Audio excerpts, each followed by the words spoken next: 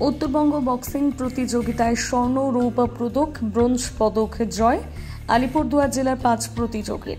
এর মধ্যে স্বর্ণ পদক পেয়েছেন সাগর রায়, রৌপ্য পদক পেয়েছেন অনির্বাণ রায়, সৌগত কুণ্ডু, সত্যজিৎ রায় এবং ব্রোঞ্জের পদক পেয়েছেন নারায়ণ দাস।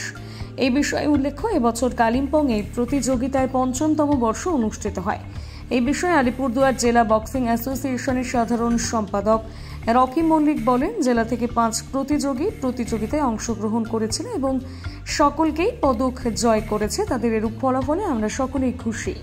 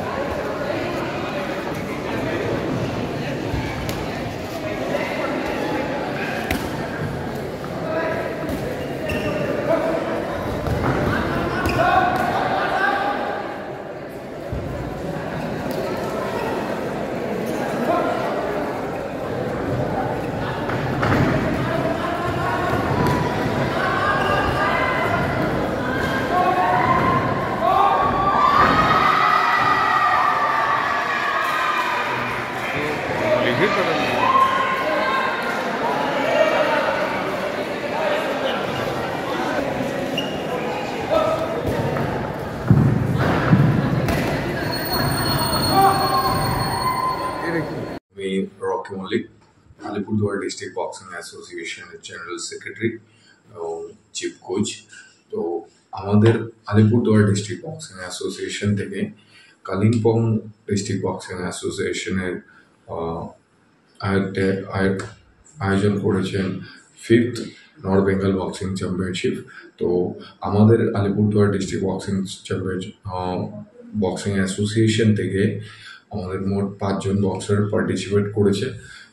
তাতে আমাদের আলিপুরদুয়ার ডিস্ট্রিক্ট বক্সিং অ্যাসোসিয়েশনের যে 5 জন বক্সার পার্টিসিপেট করেছে খুব ভালো রেজাল্ট করেছে। আমাদের একটা গোল্ড, 3টে সিলভার, একটা ব্রোঞ্জ পেয়েছে। তো আমাদের গোল্ড পেয়েছে যে ও সিনিয়র বয়সে 50 কেজিতে সাগর রায়, ও সিলভার মেডেল পেয়েছে সৌগত কুণ্ডু, ও 68 কেজিতে আর ইউথ থেকে। আর হচ্ছে সিনিয়রে আর একজন সত্যজিৎ রায়, ও সিলভার মেডেল পেয়েছে। আর একজন জুনিয়র থেকে অনির্বাণ রায়, ও সিলভার মেডেল পেয়েছে ইউথের, ও 44 কেজিতে খেলেছে। আর তার সাথে সাথে ব্রোঞ্জ মেডেল পেয়েছে আমাদের নারায়ণ দাস, ও 60 কেজিতে খেলে ব্রোঞ্জ মেডেল পেয়েছে। তো আমরা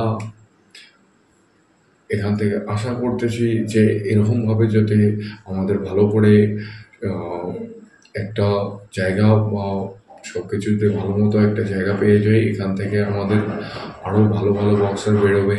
আজকে নর্থ বেঙ্গলে এরা মেডেল নিয়ে এসেছে, কিন্তু এর পরের বার স্টেটে এবং ন্যাশনালেও ভালো পার্টিসিপেট করতে পারবে এবং ওখান থেকে আমাদের কিছু ভালো গোল্ড, সিলভার হোক, এমন একটা ভালো জায়গায় অ্যাচিভ করে নিতে পারবে। আমরা এটা আশা রাখছি।